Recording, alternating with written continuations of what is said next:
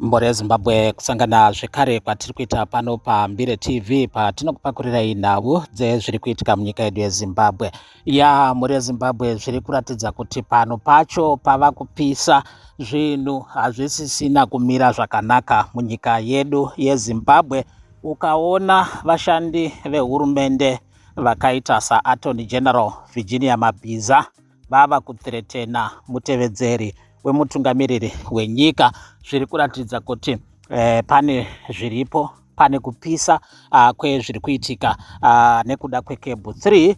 Virginia Mabhiza ane muono wekuti kubva zvakagazetwa bill number 3, makurukota ese ehurumende kunyangwe nemavice president vanga vachifanirwa kunge vachisapota, vanofanirwa kunge vachitsigira bill iri.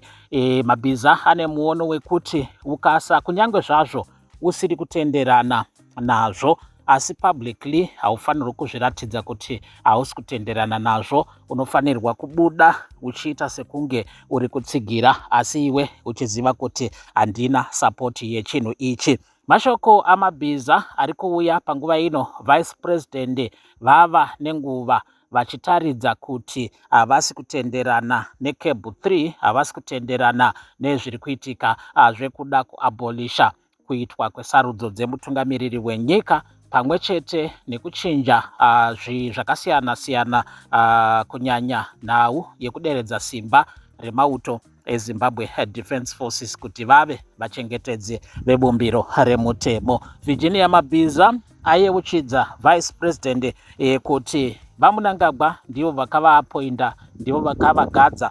Naizvozvo vaMunangagwa vane simba zvekare rekuti vanokwanisa kubvisa mutevedzeri wemutungamiriri wenyika chero nguva yavada, zvisina kana kabineti mukati, nekuti vaEmmerson ndivo vakavaapoinda. Izvo zvaonekwa nevamwe vanhu vakawanda kuti ava mathreats, ava maempty threats, nekuti vice president havasi kudzora tsvimbo, havasi kudzokera kumashure, vari kuramba vachienderera mberi nekudhifenda bumbiro remutemo wenyika. Virginia Mabhiza tinoziva tose, takanzwa nhau dzake dzakawanda, kusanganisira nyaya yekuti igirlfriend yemutungamiriri wenyika. Mashoko akambotenderera, mashoko aripo padandemutande ekutaura kuti Virginia Mabhiza mutop shata wavaEmmerson Mnangagwa, saka ndiye mumwe ari kushanda pamwe chete navaziyambi Jonathan Moyo nevakawanda vakashanda pakuvandudziwa kwebumbiro remutemo. Ndo mashoko aripo muri yeZimbabwe. Izvi zviri kubuda